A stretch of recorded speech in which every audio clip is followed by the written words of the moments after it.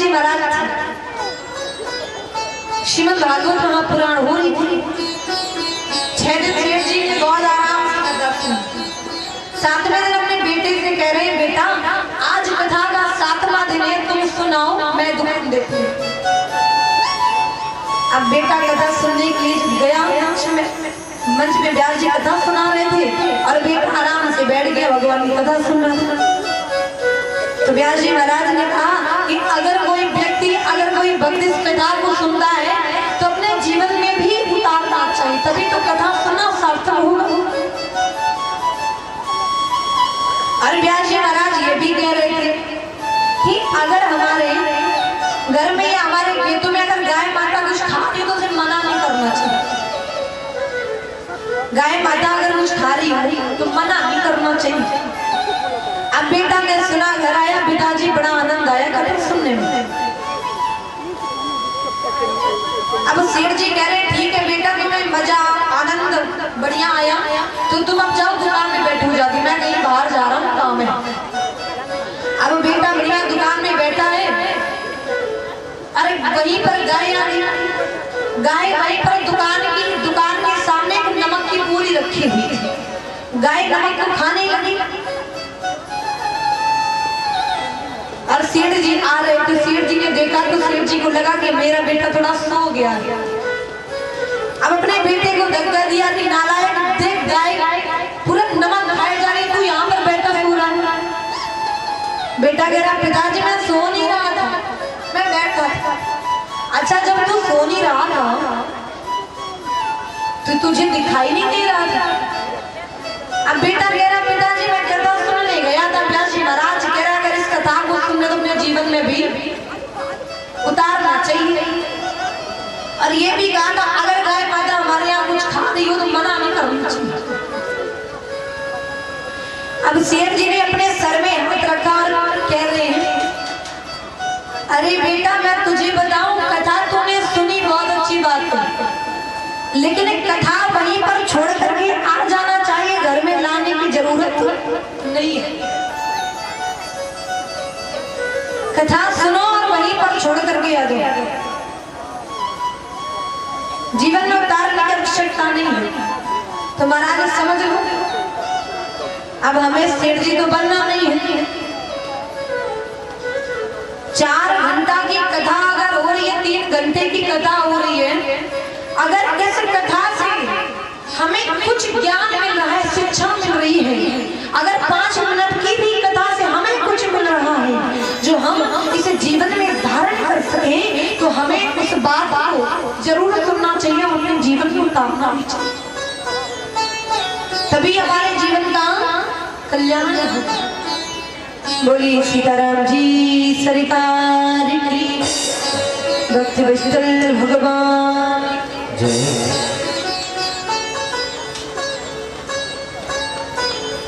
तो महाराज जी बताइए, कल मैंने कथा कहाँ छोड़ी? आप लोग तो सुन रहे हो ना, ध्यान पता कम से कम मुझे भी तो लगे कि हाँ कथा सुन रहे हो, मुझे भी तो पता चले। कल मैंने कथा कहाँ छोड़ी बताओ, याद है किसी को या घर जाके सब कुछ भूल गए?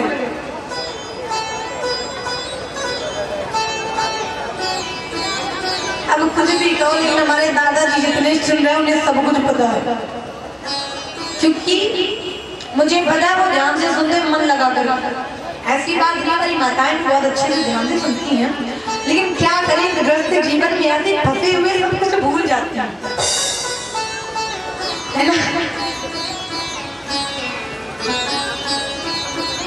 कथा सुनने के लिए तो आ गया, बढ़िया काम मिलता है क्या कि कथा सुनने के बढ़िया, लेकिन क्या करें महाराज, जैसे ही आरती हुई घर पहुंचे सब कुछ भूल गए, याद ही नहीं। लेकिन महाराज हमें भूलना नहीं, मैंने बताया ना 3 घंटे की कथा आप अपने जीवन में नहीं धारण कर सकते हो, लेकिन कुछ अच्छाइयां पकड़ लीजिए जो आप अपने जीवन में धारण करो और आपके जीवन का कल्याण हो। आपको क्या बनना है? आपको किसी को रुलाना नहीं है, आपको हंसाना, आप किसी के रोने का, आप किसी के दुख का कारण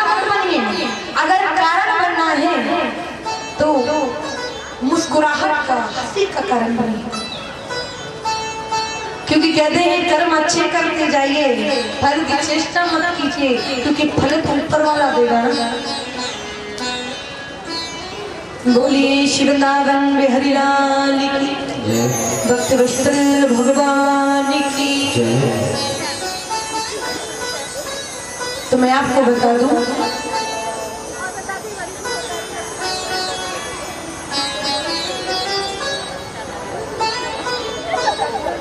बोलिए राधा रानी सरकार की, हनुमान जी महाराज की।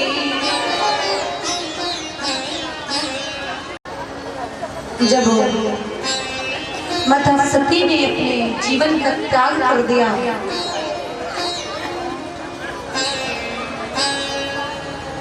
के बाद माता सती ने क्या कहा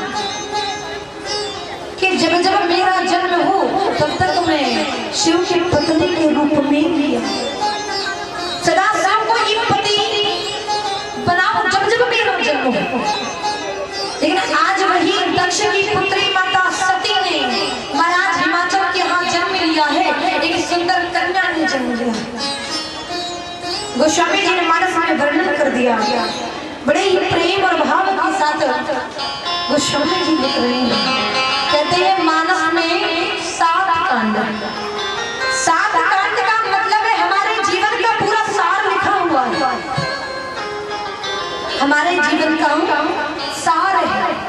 इस मानस को जब आप बोल करके देखेंगे महाराज, तो हमारी समस्याओं का समाधान होना चाहिए, जीवन में जीने की कला हमें आ जाएगी। इसलिए गोस्वामी तुलसीदास जी महाराज ने मानस में लिख दिया, तेहि कारण ही मैं गिरि गृह जाई,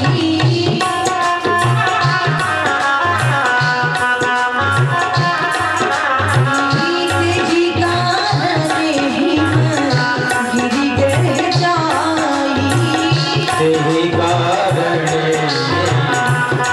गिरि जाई, जन्मी पार रति तन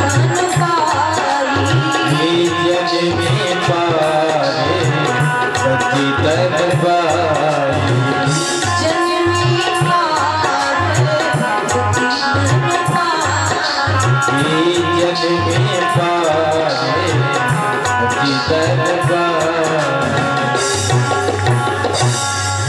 बोलो बोलो पार्वती मैया जय, शंकर भगवान जय। आज वही माता सती ने जो योग अग्नि में जल करके अपने शरीर का त्याग किया, आज वही जननी माता सती ने महाराज हिमाचल के यहाँ जन्म लिया। पार्वती नाम रखा गया जो पर्वत की पुत्री, महाराज हिमाचल की पुत्री है, जिनका नाम पार्वती पड़ा, पर्वत। वही पार्वती इतनी सुंदर,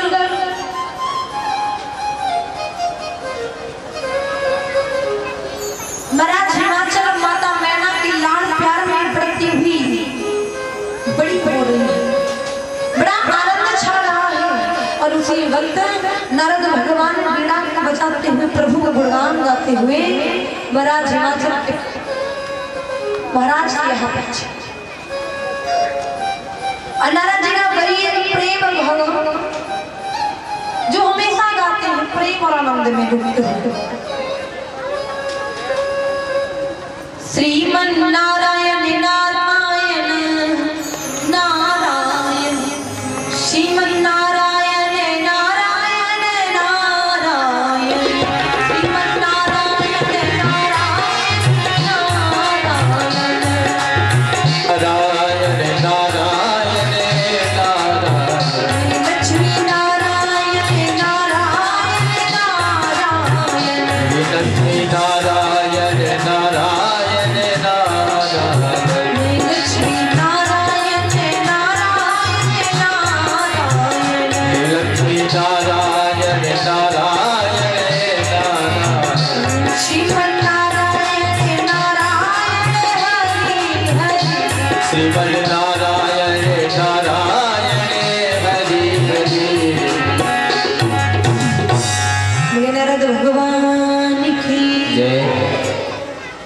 वही नारद जी बीड़ा को बजाते हुए प्रभु का गुणगान करते हुए महाराज हिमाचल के यहाँ पहुंचे। अब जब महाराज हिमाचल के यहाँ पहुंचे, महाराज हिमाचल ने और माता मैना ने बहुत स्वागत किया। और महाराज हिमाचल कह रहे हैं नारद जी से, गुरुदेव हमारे यहाँ एक सुंदर कन्या ने जन्म लिया, वो काफी अब बड़ी हो गई है। नारद जी कह रहे बड़ी खुशी की बात है, जिस घर में कन्या ने जन्म लिया हो वो घर वो पृथ्वी पवित्र हो जाती है, माँ का गर्भ पवित्र हो जाता है। जिस कन्या ने माँ का गर्भ से कहते हैं सबसे पहले अगर कन्या ने जन्म लिया है तो माँ का गर्भ पवित्र हो जाता है, माँ की कोख पवित्र हो जाती है। नारद जी बड़े प्रसन्न हुए और माता मैना करी, महाराज मैं आपसे कुछ कहना चाहता हूँ। आप त्रिकालदर्शी हैं, आपको तो सब कुछ पता होगा, लेकिन मुझे थोड़ी चिंता हो रही है। मैं अपने बेटी के भविष्य के बारे में आपसे कुछ पूछना चाहती हूँ। नारद जी कह रहे ठीक है, अपनी बेटी को बुलाओ। और जब माता मैना ने अपनी पुत्री पार्वती को बुलाया तो पार्वती मैया जब नारद जी के पास आई, आज नारद जी को प्रणाम कर रही है। और माता मैना ने कह दिया, महाराज मेरे बेटी के भविष्य के बारे में कुछ आप बतला दीजिए। कहते हैं ना कि जब बेटी थोड़ी बड़ी हो जाती है तो माता पिता को बड़ी चिंता होने लगती है कि अभी तो हमारे सानिध्य में हमारे पास है तो जीवन अच्छा है, चाहे सुख हो या दुख हो, पिता उसे दुख को दूर कर देता अपने संतान के जीवन में। जब दुख आता है तो माता पिता उस दुख को दूर कर देते हैं। लेकिन जब वही बेटी बड़ी हो जाती है, उसकी बेटी का विवाह करने के लिए पिता वर ढूंढता है तो एक चिंता लगी रहती है। आज वही महाराज हिमाचल और माता मैना आज नारद जी से कह रही है, महाराज गुरुदेव कृपा करके आप मुझे बताइए कि मेरी बेटी के भविष्य के बारे में कुछ आप बतला दीजिए। और नारद जी ने जैसे ही माता पार्वती का हाथ देखा समझ गए, अरे ये तो साक्षात जगदम्बा है, ये वही दक्ष प्रजापति की पुत्री सती है जो हर जन्म में सदा शिव को पति के रूप में प्राप्त करना चाहती है। लेकिन आज अगर नारद जी सत्य कह देते तो शायद माता पार्वती तपस्या नहीं करती, और माता पार्वती जब तपस्या करेंगे तभी भूत भवन भगवान संत मिलेंगे। और जैसे ही नारद जी ने देखा, नारद जी कह रहे सत्य बता नहीं सकते। अब गोस्वामी जी ने मानस में लिख दिया, नारद जी क्या कह रहे हैं, सुंदर सहज सुशील सया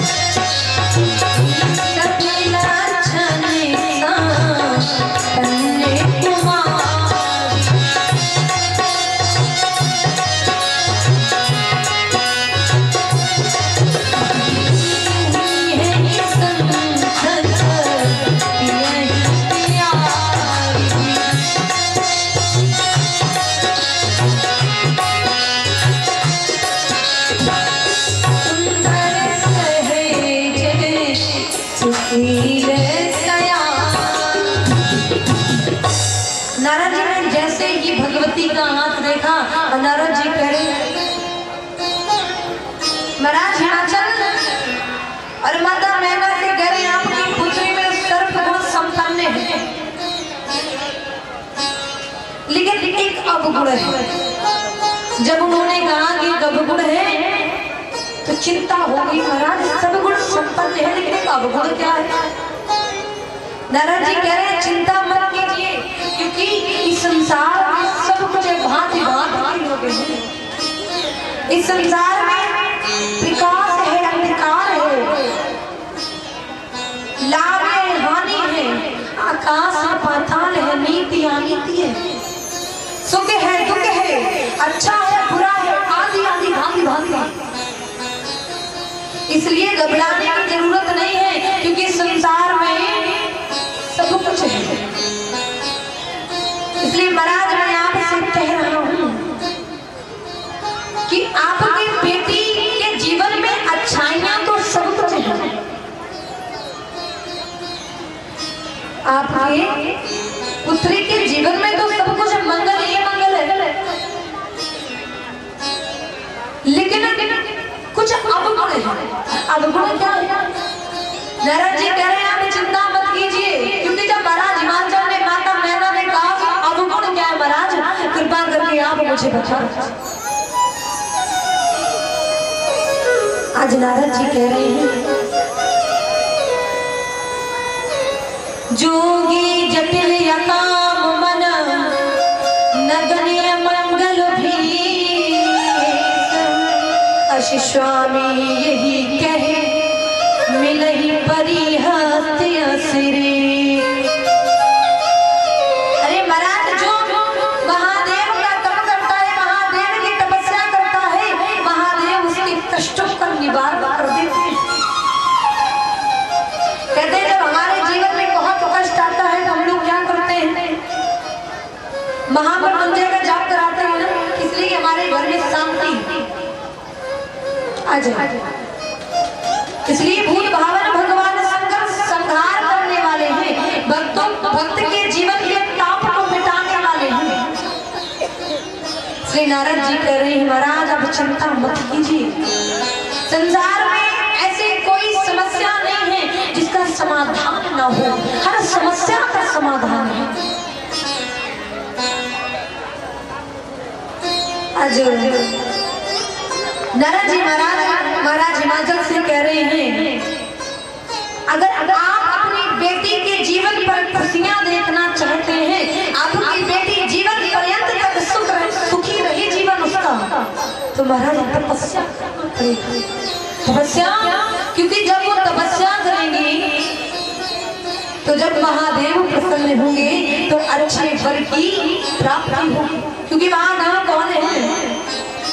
आशुतोष तुम अवदरदानी आरत हरहु दी जन जानी। आशुतोष तुम अवदरदानी आरत हरहु दी जन जानी।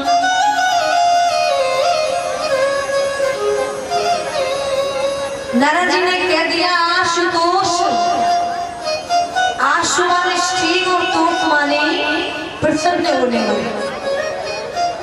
बड़ी जल्दी प्रसन्न हो जाते हैं और बड़ी जल्दी महादेव को क्रोध भी आ जाता है।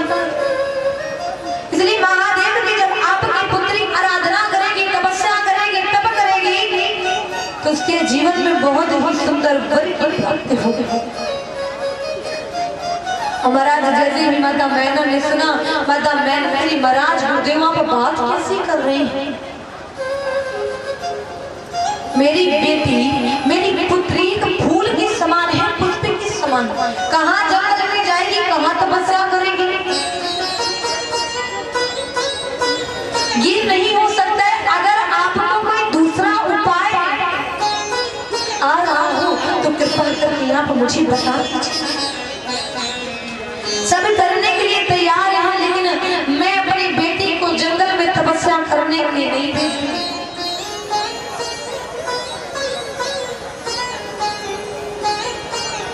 नारद जी कह रहे हैं कि माता मैना से कि मैना महारानी बात आप सही कह रही हैं, लेकिन कुछ अवगुण ऐसे होते हैं कि तब करना ही पड़ता है। एक ही समाधान है, एक ही उपाय है, और वो उपाय क्या है? महादेव की आराधना करना पड़ेगा। क्योंकि महादेव हैं देवों के निराले भोले बंदर।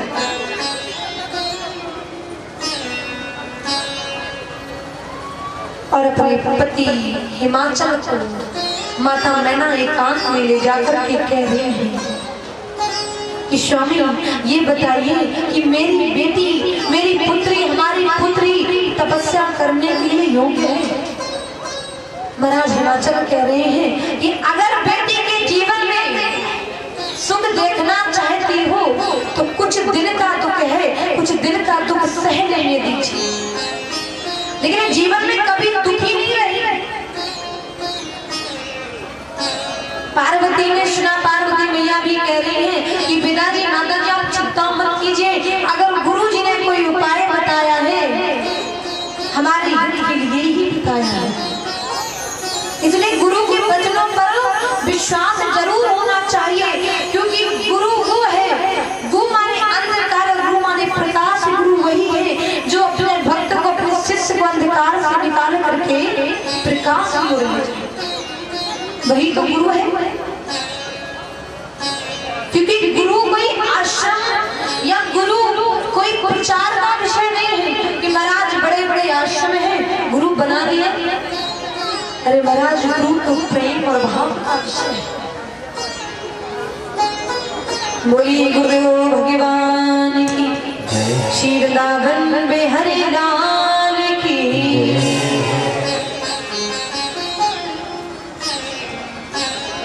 आज माता मैना ने बड़े मन से पार्वती को तपस्या के लिए सहेलियों के साथ भेजा और नारद जी ने पार्वती से एक मंत्र दिया है जिसका जाप करना है। आए हम लोग भी महादेव का जाप करते हैं।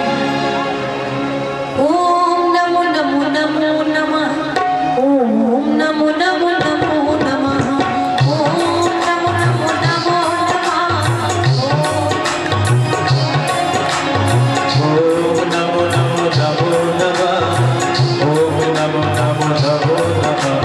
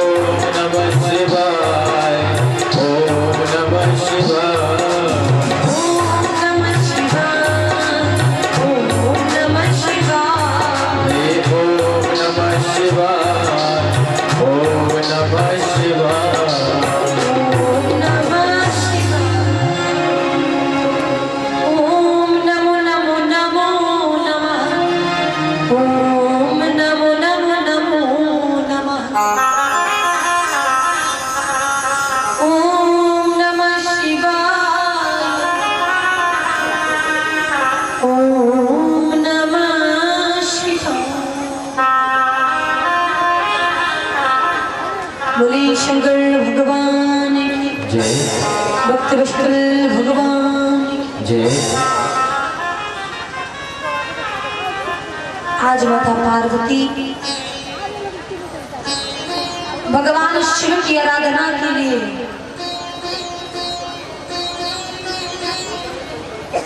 सदा शिव की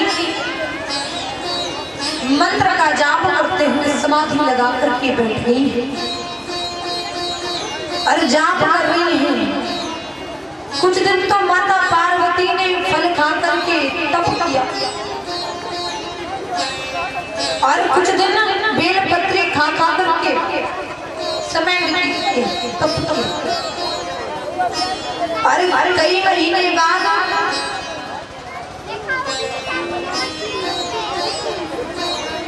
पत्ताओं को खाना प्रारंभ किया और जब पत्तों को खाना प्रारंभ किया इसके बाद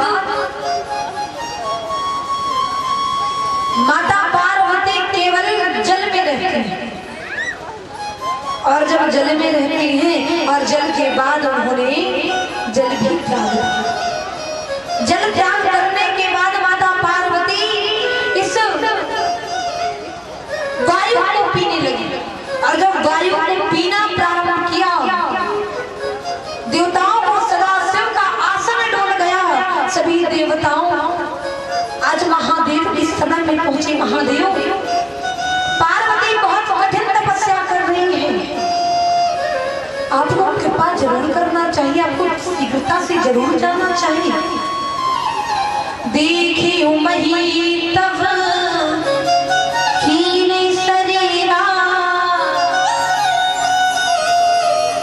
शरीर बिल्कुल दुबला हो गया है, पतला हो गया है माता पार्वती का।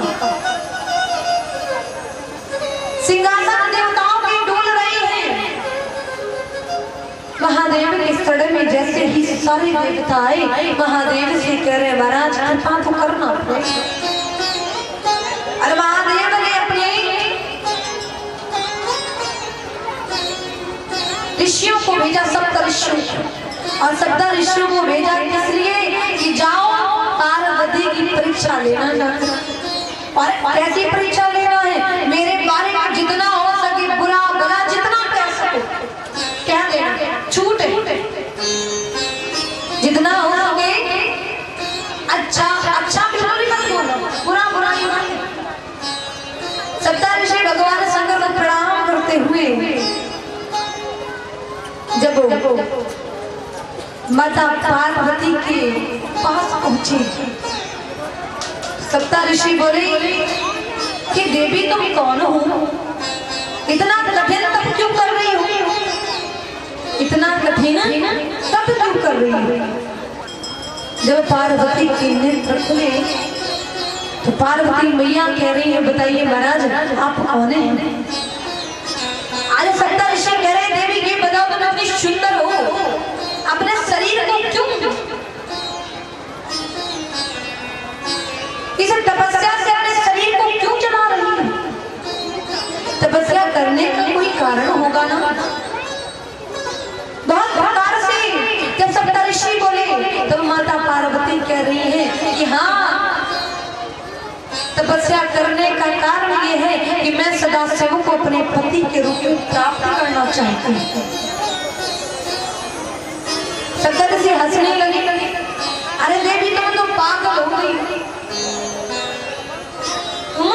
पागल हो गई। वो सदाशिव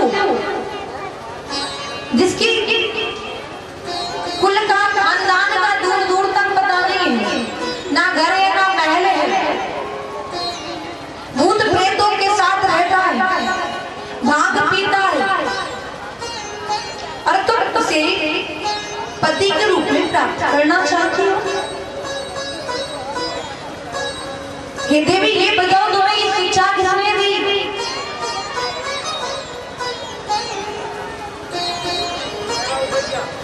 तब माता पार्वती ने कहा कि शिक्षा मेरे गुरुदेव ने दी है। सप्त ऋषि कह रहे गुरुदेव तुम्हारे कौन है। नारद जी, अरे वो नारद वो सज्जनों की तरह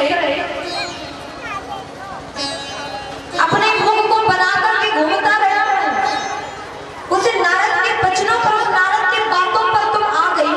अरे देवी तुम्हारे लिए तो मैंने बड़ा सुंदर वर ढूंढ करके रखा है, शिव के चक्कर में मत पड़ो, नारद के चक्कर में मत पड़ो।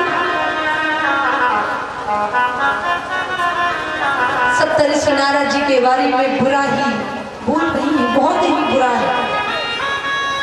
मन कपटी तनन सजन चीन्हा, आप सर से सब ही चहकीन्हा। वो मन का बड़ा कपटी है, छलिया है, इसलिए देवी तुम पागल मत बनो। लेकिन हाँ, एक बात और भी कह देता हूँ, एक बात ये कह रहा हूँ मैं आपसे, क्योंकि आपका जन्म तो पर्वतों में हुआ है, तो जो पर्वत होता है ना वो कभी टूटता नहीं, इसलिए हट पकड़ रखी है तुमने। आज सप्तऋषि ने जब ऐसा कहा,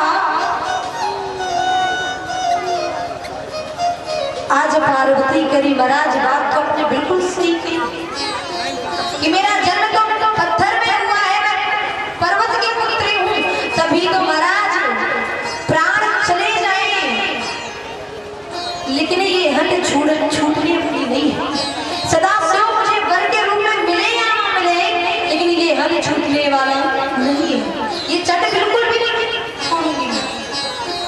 एक प्रण बना लिया, एक विश्वास बना लिया और कह रहे हैं सप्तऋषि से माता पार्वती कि नारद जी तो मेरे गुरुदेव हैं और मैं गुरु के बारे में कभी गलत नहीं सुन सकती, गलत नहीं सुन सकती हूँ। और जिसने गुरु के वचनों पर विश्वास ना किया उसके जीवन का कल्याण होने वाला नहीं है।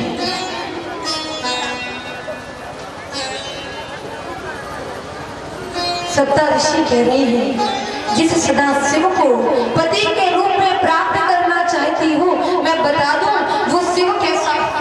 समाज में कई अच्छे लोगों ने उसका विवाह कर दिया दक्ष की पुत्री सती के साथ, जिसका नाम सती नहीं, उसका स्वभाव भी, उसका हृदय भी सती, उसको भी मरवा दिया।